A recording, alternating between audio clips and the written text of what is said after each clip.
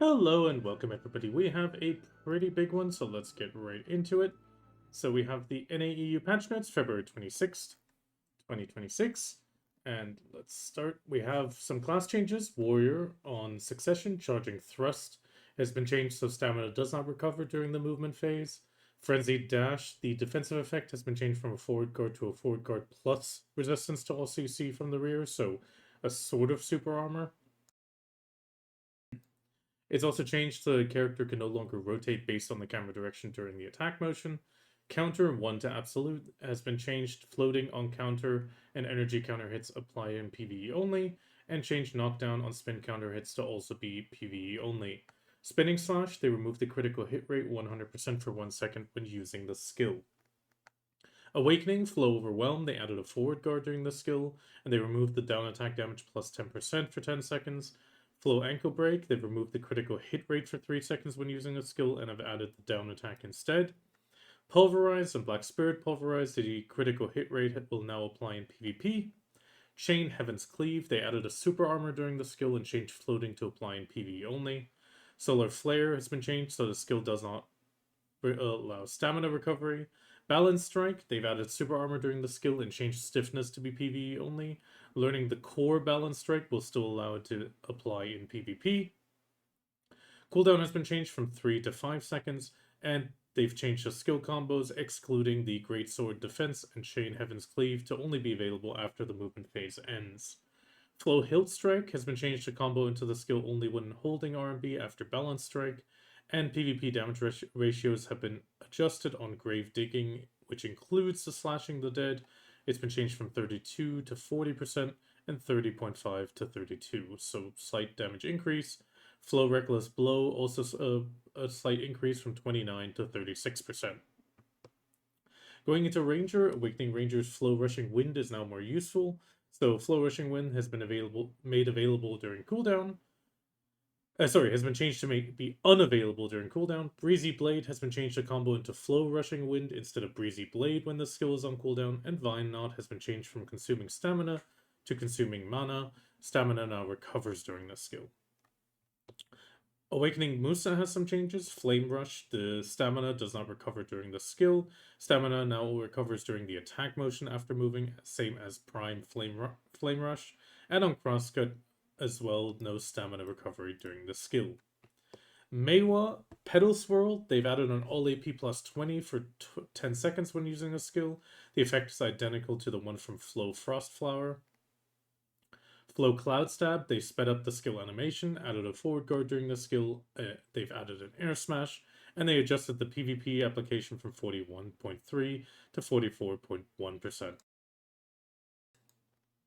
Moonrise, they adjusted the PvP damage ratio as well from 36.7 to a split of 36.7 on the attack 1 and attack 2 doing a little more with 40.3. Frostpaint, they also adjusted the skill effect to better match the actual attack area. Succession Ninja, one of its defining traits is dealing fixed poison damage, however they've adjusted it to rely a little less on poison. So we have Prime Shadow Blade and Malicious Cut. The poison is pretty much being halved from 280 to 140 and 840 down to 420. Then we have Prime Fatal Blow and the Fatal Blow combo. They've adjusted the PvP damage ratios from 28.3 up to 41.3, so quite a big gain there. And Prime Heart Aiming, they've adjusted the PvP damage as well from 31.6 to 43.06. On Sage, they've adjusted the Awakening, so Flow Judgment, the defensive effect has been changed. Before, it was super armor during the skill, invincibility while concealed, and invincibility on airborne motion. Now it's super armor during the skill with invincibility while concealed.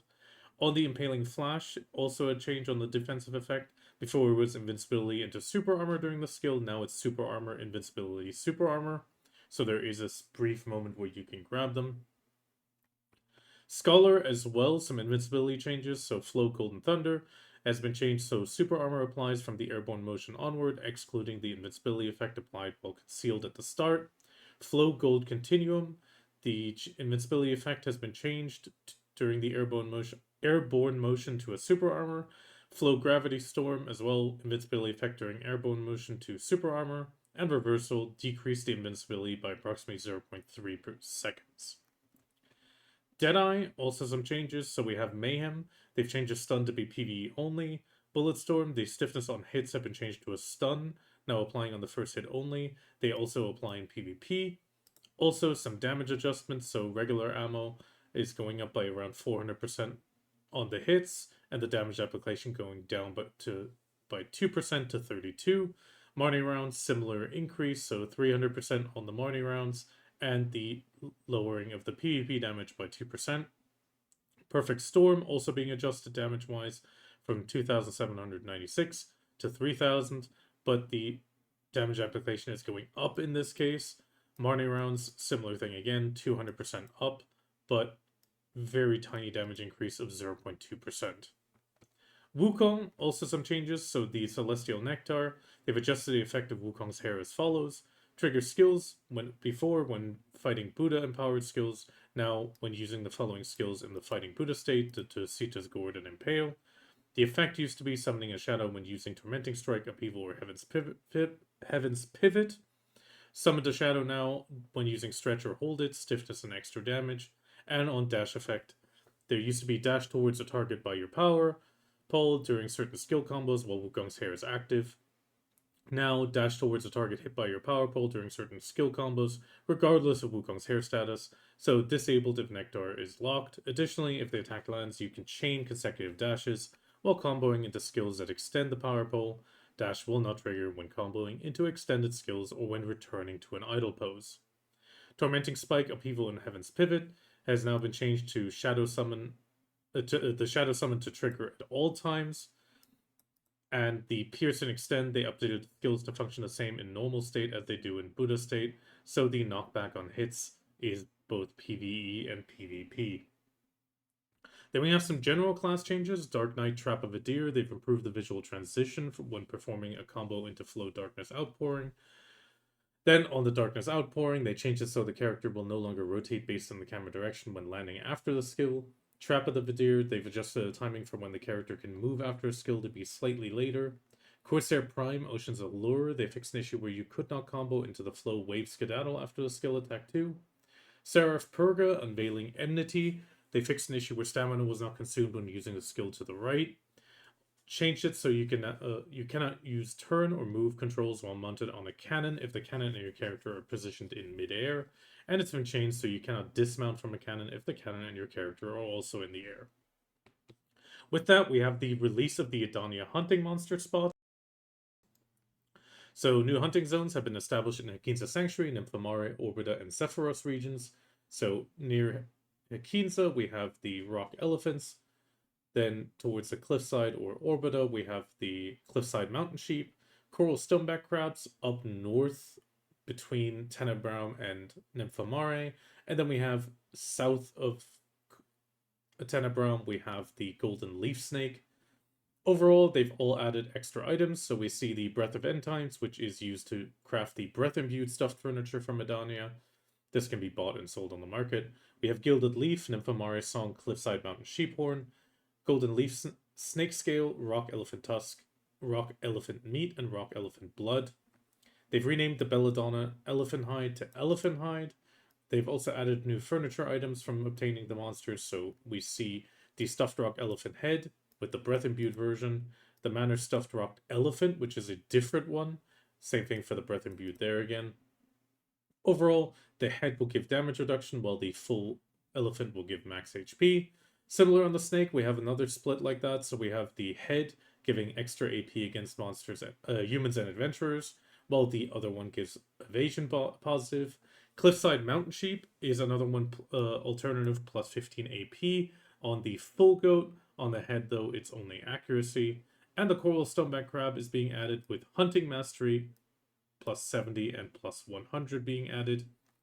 One for the Stuffed Coral Stoneback Crab and the Breath Imbued separately. Here we can see some previews of them. Pretty much with the added Breath of Endtimes, you can craft the Breath Imbued version whenever you have it. You need 50 Breaths of the Endtimes. That is actually quite a lot. I do hope they drop enough. Pretty much the Stuffed Elephant Head, the Rock Elephant Tusk. In the case of the snake, you need the Golden Leaf Snake scale. In the case of the goat, you need the Mountain Sheephorn. And in the case of the Coral Stoneback Crab, you need some Nymphomare Song. Then we also have some new furniture being added. That is just an info about the manor. So we have the Pearl of the Emerald Tides, which is sort of a clam, which also uses the Nymphomare song. Mermaid Fountain statue and wall-mounted Mermaid Fountain statue, also using the Nymphomare song and some extra items. Then we have the Caphras tree and the Divine Tree of Crimson Root. Here we can see the Gilded Leaf being used in both cases. Then we have a notice that the PvP-related updates for Node Conquest War, War of the Roses, and AOS were planned for February. These are being pushed back. Then we have a new item being released as well, the Refined Origin of Hunger, used to increase enhancement chance, and it's a crafted material, Refined Essence of Devouring. Both items can be obtained in the highest tier classified, so Starzan, Zephyros, and Sycraia. They've also added the following items to Monster Zone info for the highest tier tag to have these in here. The increase is still only up to 300. It is effectively a stronger version of the Ulukita Hungers. They've also improved the Devour efficiency, so when using weapons or defense gear as materials. So if it is now available for Tet to Pen items, Devour using weapons and defense gear now provides a guaranteed enhancement increase. And you can use Devour Tet weapons and defense gear in your up to 200, so plus 200. Here we can see it, so Tet goes up to 200, then it stops, and Pen will continue. I don't really know if it's really worth it. It's kind of a bit of a surprise, but at least they're updating it. There is a confirmation prompt request when you devour weapons and armors, and the Blackstone extraction has been made to be available up to tri-grade, as Devour is now from Tet or higher. And extracting Blackstones from Pri, Duo, or Tri weapons or defense gear now yields a small amount of concentrated magical Blackstones. And they've adjusted the Blackstone extraction for +6 and +7 weapons and gear to yield 6 and 7 Blackstones respectively. Blessing of the Mystic Beasts life skill mastery is being added. This is kind of interesting. So we have a Blessing of Mystic Beasts being added, life skill mastery +100. It uses the Imperfect Lightstone of Flora, 10 remnants of the Mystic Beast, the Mystical Parchment or Supreme Hide, Magical Lightstone Crystals, 350 for 100, Imperfect... Oh yeah, so pretty much just Imperfect Lightstone of Flora. This one can definitely be quite interesting to pop multiple times. It is only 60 minutes for with a 10-second cooldown, but overall this could be interesting for life skillers. They've also improved the descriptions for the following used items on crafting crystals to be more clear. They've also improved descriptions for certain items on the usage and how to obtain. This is pretty much for a lot of guild and Breath of Resentment, Mystical Parchment, and such. They've removed the screen top notification and character cheer animation when obtaining the following items: Tongue Rat necklaces, earrings, rings, and belts, Black Distos, and Valha's Dawn. Also, during this during the January 22nd maintenance, all orders listed for certain items on the central market were reset. That is a bit of a delay. I think that was supposed to be February 22nd. Then we have the big thing that a lot of people are waiting for, Sycraia Underwater Ruins revamp. So, in the depth of the sea, a powerful will containing the radiant memories of Sycraia have manifested in the lower zone. There's been a rename from the Sycraia Underwater Ruins Abyssal to just Lower Zone, and the upper one to Upper Zone. Due to the name change, related quest titles, dialogue, knowledge items, and titles have been updated, and they added the following tag to the Sycraia Lower Zone: Treasure Pieces, which is a bit of a surprise, but I believe that is just that you can use the paint. They've also changed the CC attacks in the Sycraia Upper and Lower Zones to knockback and floating. They remade the Sycraia Ruins Lower Zone into a top-tier monster zone, so here we can see this being mentioned. The total stats actually went down a tiny bit, 1,905 instead of 1,910, 800 DP total with an AP limit of 1,935. It still has the exclusive loot for the highest tier monster zones. Trash loot is 107,900 silver. Agros Fever consumption for all the mobs seems to be set to 9. You can also obtain the Sycraia Shard from this zone, and they've added new crystals to be craftable with the Sycraia Shard. You can buy the shard, and this will be placed together with the Ancient Magic Crystal of Nature in its 3 different forms, with 30 Sycraia Shards, 300 Magical Shards, and 500 Blackstones to yield a Resistance Crystal with an extra added +4 AP monster AP. With this, they also deleted the red battlefield versions. So you will have gotten some extra items. So the adamantine and battlefield 50 per crystal have been sent to their idle storage and managed currency. So in the end, they didn't pay us out. They're giving us the battlefield token back. If any of the above crystals were destroyed as a death penalty, you can pretty much request a restoration through support and you'll get the rewards as well. I'm not really sure if that's really worth it because they will use up your restoration count. They've also updated crystal transfused in the Abyss 1 equipment to no longer have the red battlefield crystal, and the ecology knowledge hunters original monsters will spawn in specific areas of the lower monster zone, and the remade monsters are distinguished by the ancient weapon title. So here we have the original, and here we have the remade. Difference in monster colors are caused by the area's lighting. Actual colors are the same. That is kind of a bit of a surprise. Then we also have the ancient weapons in the upper zone being adjusted. So total AP 1100 AP with 440 DP, the limit of 1130. This place still has the Rich Merchant Ring, Devouring Ring being added, Tungrad Ring, the Marnie's Research Box, Forgotten Limbo Box, Abyssal Essence, Seal Black Magic Crystals. The trash loot is at 33,800 silver with an average consumption of 7. They've enabled the item drop effects in the Sycraia Upper zone, so it is no longer a non-loot scroll spot. They've increased the Merchant Ring drop rate by approximately 1.33 times when using Alan Servant's Landscape to match the zone's difficulty. They've also updated the contents of the Great Miner supply box to also have Deboreka items into it. Great Miner stones obtained before will still give the old reward box. They've deleted the weekly quests and unified it into a single one. They also removed the 3 daily quests available in Sycraia Ruins and added it to the following weekly quests to each zone, so we have an upper and a lower one. They also increased the accessibility to Sycraia, so we now have a teleport from Velia to Sycraia Upper and Ilia to Sycraia Upper. This is located in the north end of Ilia Island, or Momo, west of Velia, just right outside of town. They have also added knowledge and a title for Momo, the village vigilante of Velia, and the world map icon to the Griffin Station in Iliad and Velia. They also added 2 new geographic knowledge entries, obtaining them by talking to Lavrin and Gorman, which is the Sycraia Ruins Upper and Lower Zone. Zephyros Castle and Star's End are getting some small adjustments, so the Thebe, Metis, and Shadow Priest, the Primordial Luster Sovereign, so pretty much the Pity Piece, is being reduced by 42%, both the Crimson, and then the Violet is being reduced by 66 in both the Sovereign and Adana case. They are also adjusting the drop rates of Star's End, so the Harbinger Defilement, Apostle of Immorality and Corruption, the Crimson is being reduced by 16%. Then we have all the other mobs. The Crimson is being reduced by 70%, and Violet for Sovereign and Adana by 70 as well. You can also now obtain the following titles by obtaining main quests associated with each monster. So we have the Fogan Chief Tedium for Tedium, Muskin of Madness for the Muskin Champion, but there is another title, Alfonso Rundi for Al Rundi Champion, and the Sauno Siege Captain for the Sauno Siege Captain Champion. Quest and Knowledge, they added visual effects to unacquired geographic knowledge in Odlita, Ataraxian, and Land of the Morning Light regions. They've also moved the quest for the Tail Kevi's Trials, Calamity 3 and 5 from the main quest tab to the suggested.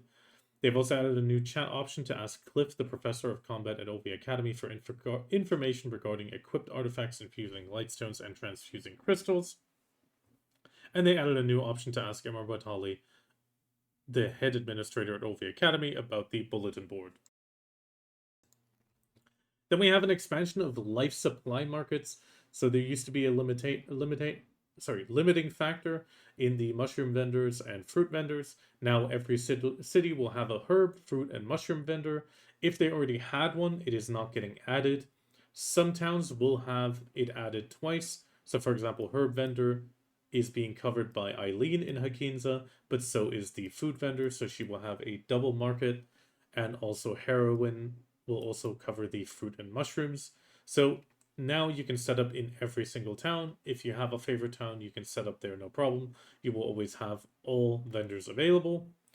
We also have the Grana herb vendor is being added to the work supervisor, which is a bit of a highlight. They also recognize the NPC titles for consistency. For example, we had the high quality herb handler, Kaya Farizio. This is now just herb vendor. Golden Toad inn owner, Constant is now a food vendor. Pretty much here we have a full list.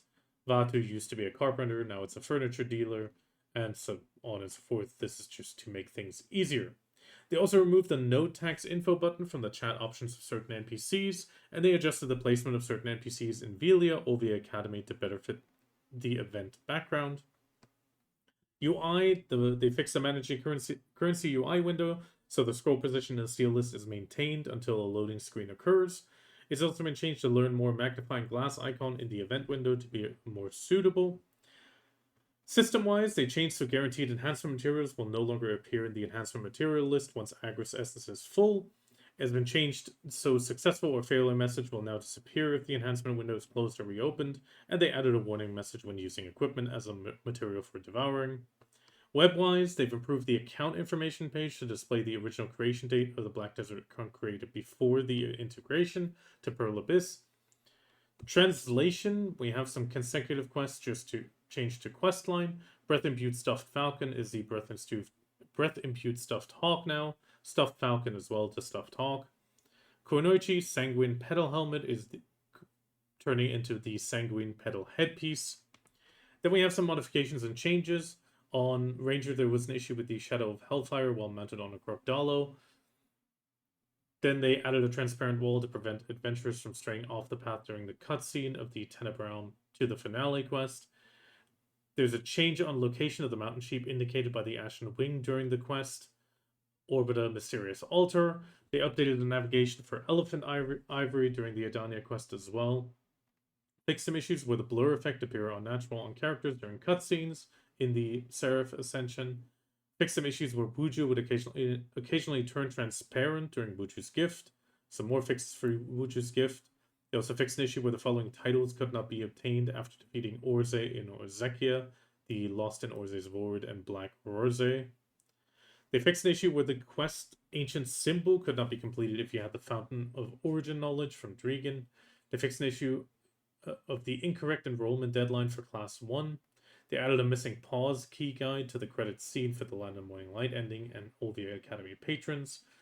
Fixed an issue where items stored in additional bags, such as chlorins, within the inventory were displayed incorrectly in certain situations. Fixed an issue where character animations appeared awkward when in the Pearl Shop. Some awkward animations colliding with chickens on the roof of Dry Branch Village. They improved an issue where during Blue Battlefield, where resurrecting on Ilia Island would occasionally resurrect you underwater. Sadly, this still is being done in Velia. They fixed an issue where movement was restricted within the Okila's current buff zone during Blue Battlefield. They fixed an issue where buildings constructed by other guilds before Conquest War could be detected via certain methods. My contribution points was truncated in the contribution item rental UI. Some Olvia Academy weekly fixes. They fixed an issue where the charge skill would not activate immediately after quick stop while mounted on a Crocodilo in the desert. Gamepad mode, some changes on inputs for the Throne Idana UI. Wizard, they fixed an issue where heart-shaped sunglasses appeared incorrectly. Guardian, they improved an issue where lingering color effects remained when dyeing the Sept Sovereign Battle Axe effect.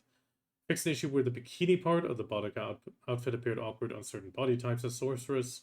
Striker, they fixed an issue with character appearance being awkward in idle animations with the Burning Soul helmet. Fixed some stat-related issues to the Etheria Carrick Volante being displayed incorrectly. Some horse growth info UI could not be accessed if the character was too far away from the horse. They fixed an issue where bleach could not be applied immediately to geared parts via the merged palette.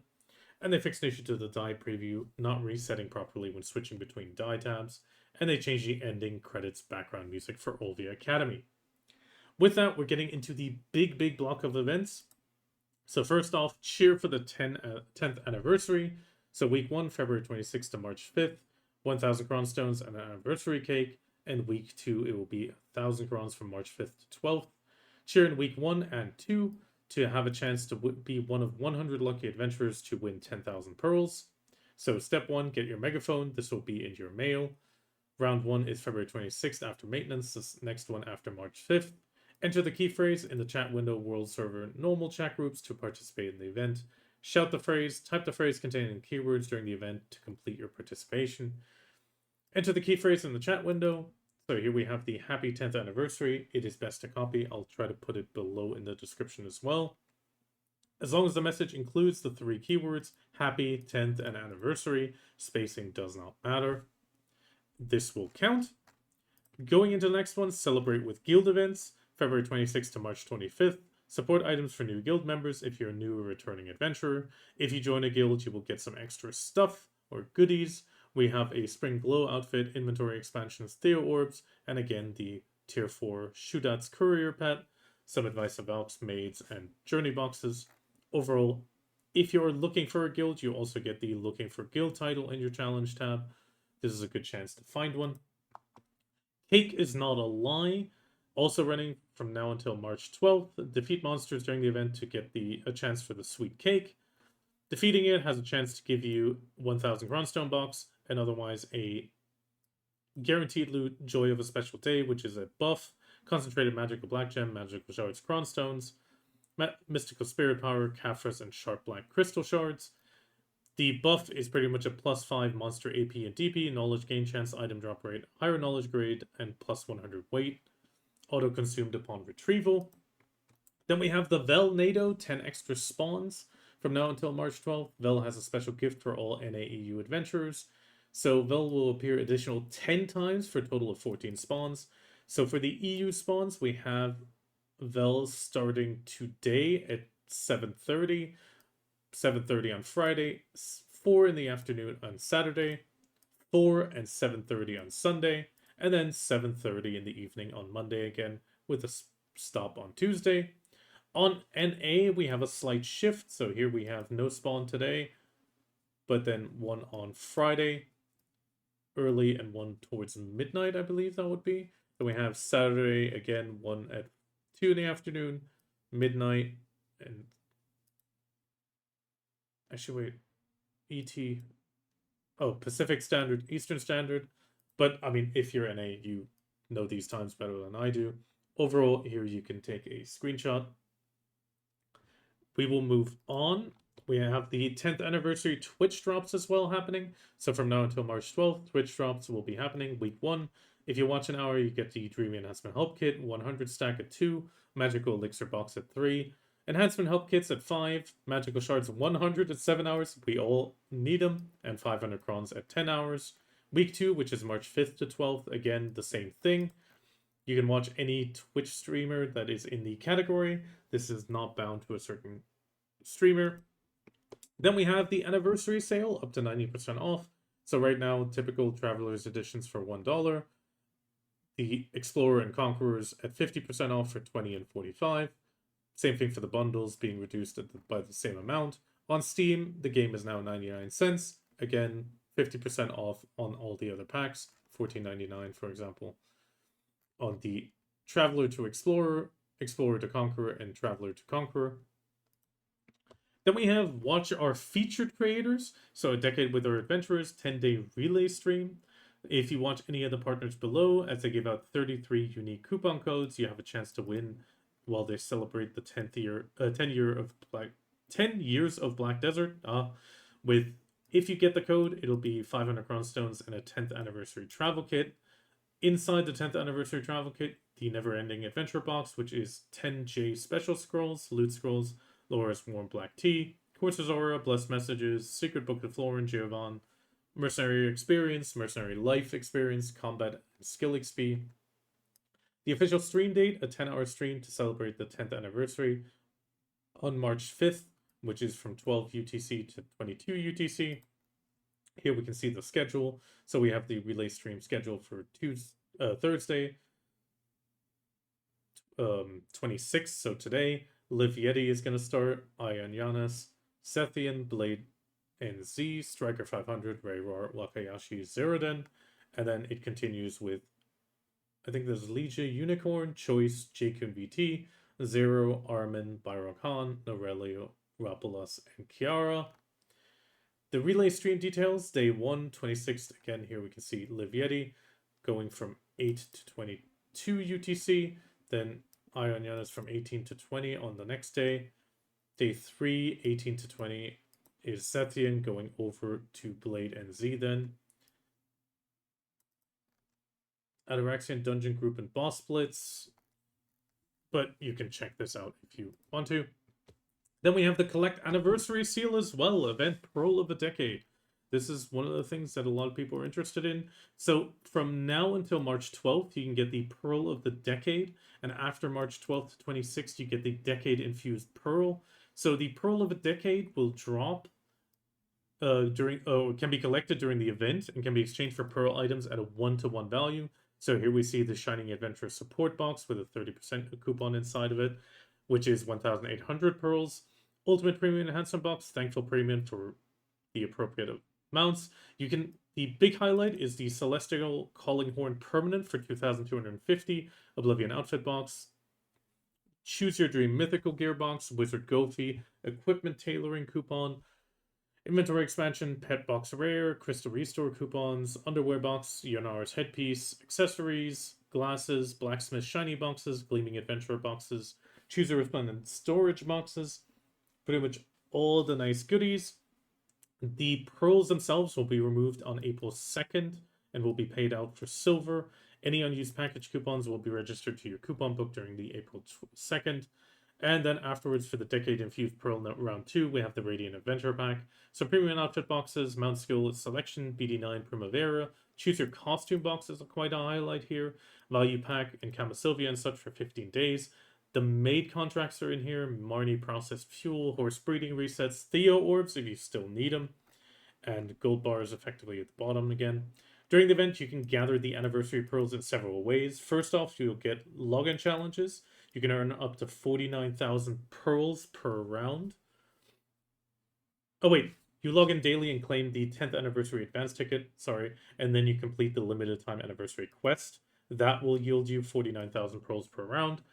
Then you have PvE gathering and fishing, defeating any monsters, gathering various life skills, and fish at any spot. And then we have World Boss, earning 300 pearls by taking down the World Bosses at set times. So you can complete your daily challenge, get 10th Anniversary tickets, and start special quests. If you grab it, you can then use any of the start quests, open the quest, and then you have the actual thing. Subjugation is defeating 500 monsters, gathering 30's Fairy Breath, 3 yellow fish, 2 wild horses tamed, 20 fire horns gathered, 100 witches delicacy, 100 mysterious catalysts, 200 blush leaves, bartering 10 times, or obtaining 10 battlefield tokens for red battlefield. If you complete any one quest during the round 1, you will get 3,500 pearls as a bonus. Same thing on round 2 for the Decade Infused Pearls. Overall, really nice item. Obviously, we have the Gamba boxes being shown at the bottom, but that is not too important. Then we go finally into the Pearl Shop update. We're getting towards the end here. So first off, we have product updates. The sales period of the following products has been changed. So the Blessing of Cronstones Special Pearl Box was from February 12th after maintenance to February 26th. The sales period is now February 12th up to March 12th, so this has been expanded. Celebrating with Pearls, we have the 10 years 1+1 box, so 1,000 acorn for 2,000 pearls, 3,000 acorns for 6,000 pearls, 10,000 pearls, 10,000 acorn for 20,000 pearls, that is doubling the 100. And then finally on the 200, which is quite a lot, you do only get a doubling up to 10, so 30,000 pearls for 20,000 acorn. Then we have Shining Adventure Support Pack. We have for 1,800 pearls, Premium Outfit Box as usual, Classic Outfit Box, Secret Scroll of Pure Equilibrium if you've been waiting for that. Choose Your Maid Box ×5. It's always a nice deal if you're still needing maids. Then we have the Gamba boxes. We're just going to scroll over these. These have been in fairly different versions, nothing too special. We have a return of the Krogdalo's Feather Pack until March 12th. Overall, if you want to boost your horse a bit, Fairy's Growth 8 Pack as well till March 12th. Backpack Bundle, 50 slots, 100 slots.